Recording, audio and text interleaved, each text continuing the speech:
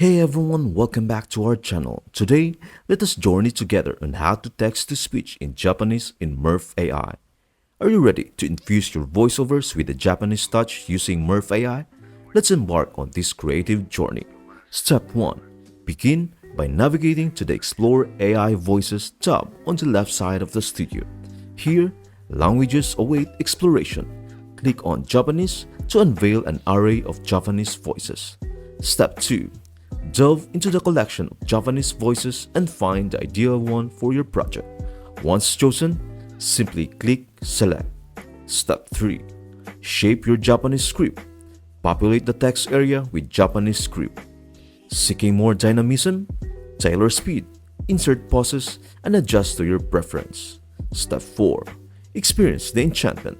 Eager to hear your Japanese text come to life? A click on Generate Audio brings forth the transformation. With just a few clicks, you have metamorphosed text into captivating Japanese speech, thanks to the wonders of Murf AI. I hope this video helps you out. Thank you for watching, and until the next video.